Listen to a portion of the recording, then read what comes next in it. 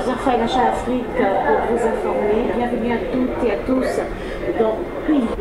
Nous recevons aujourd'hui une femme, pas comme les autres.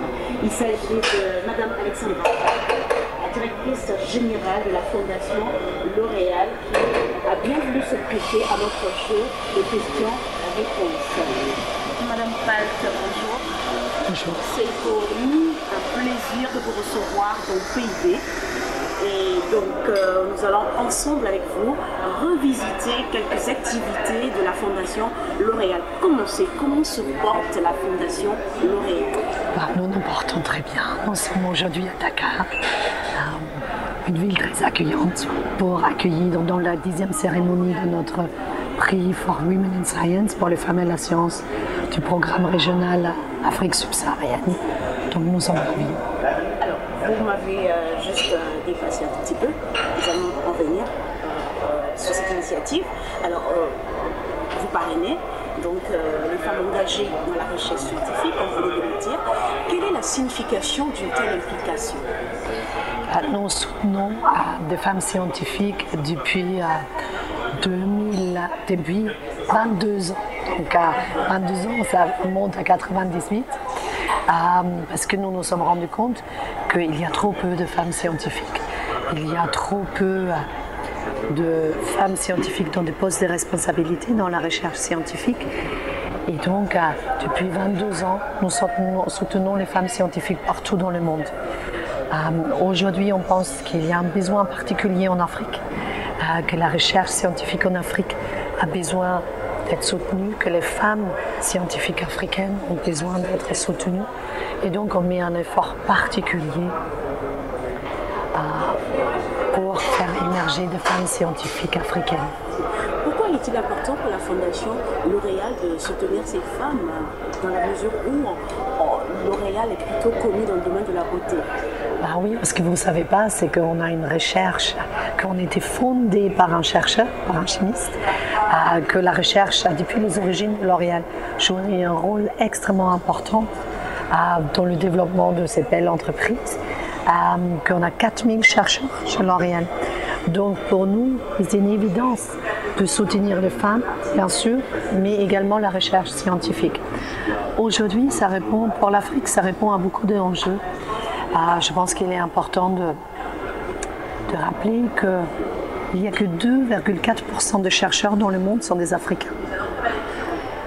En même temps, l'Afrique affronte des défis et des challenges extrêmement importants. Le changement climatique, la lutte contre l'extrême pauvreté, les maladies infectieuses. Donc il y a certains continents qui ont besoin de la recherche, des technologies, de l'innovation pour faire relever tout son potentiel.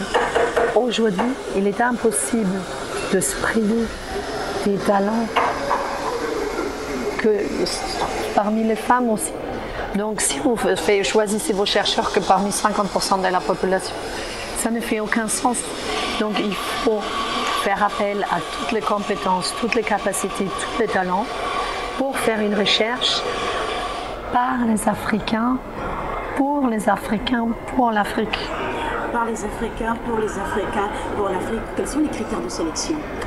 Les critères de sélection sont d'abord l'excellence scientifique. Donc pour cette édition, on avait 400 dossiers et il n'y a que 20 femmes qui ont été sélectionnées.